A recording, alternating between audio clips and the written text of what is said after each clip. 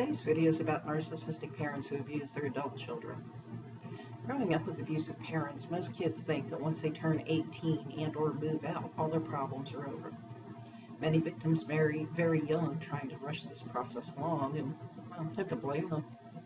The problem, though, is this mindset is wrong. The abuse merely changes, it doesn't stop. Now, in my experience, I left home at 19 after my first nervous breakdown. Although I didn't know exactly what had happened to me at that time, I knew in my heart I had to leave or I was in danger of losing my sanity. I moved back in 6 months later, but only for 4 days. On that last day, my mother and I got into an argument, and it quickly escalated into a physical fight. She slammed me into a wall that night, and I believe she wanted to kill me. I also believe that since I had determined never to live in that house again, the abuse was a thing of the past. While my mother never laid a hand on me again after that night, November of 1990, that doesn't mean she never abused me again. After that awful night, my mother continued to verbally abuse me. Everything about me was subject to her harsh criticisms and judgments, just as it had been when I was living with her. When I had to quit work a few months later due to back pain from her assault, my mother made it clear she was convinced I was faking the pain because I was just too lazy to work. She never said those words exactly, but she would slap me in the back where she knew my pain was, or hand me heavy items, or tell me I needed to help her move something heavy. As my parents got older and frailer, my mother expected me to help them. When I did help, my parents were cruel. Mostly my mother, but both of them were cruel.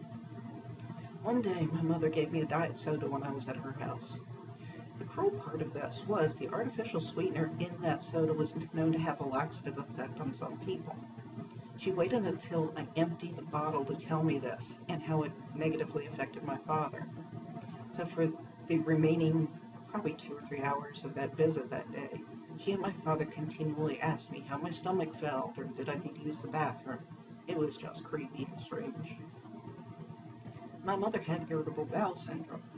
After having a problem, she called to tell me that I had to wash her clothes the next day when I was going over to do laundry. Her logic was I owed it to her since she took care of me as a baby. The next day, I took rubber gloves along in case I had to touch any of that laundry because I'm truthfully terrible with body functions. My mother watched me take off the gloves and then told me to hold out my hands.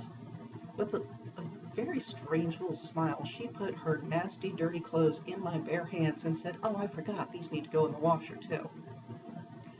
The point of these stories is this. Narcissistic parents don't stop abusing their children just because they become adults. They merely change the ways in which they abuse them. As narcissists age, they can't be so physically intimidating to their child anymore. And their child's grown up. So even if they were able somehow to magically stay the same, their child wouldn't be intimidated like they once were when they were little.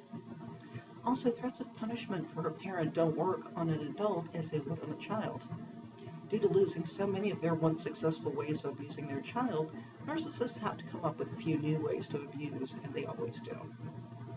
Some of those new ways may involve financial abuse, guilt trips to make their child think they owe the parent, even misusing medications to make themselves ill, or some will even resort to threatening suicide. If such things are happening to you, you're not alone. You also have nothing to feel ashamed of. Shame lies with your parent for what they do, not you. You do what you need to do in order to protect yourself. You do not deserve to be abused. Thank you for watching my video.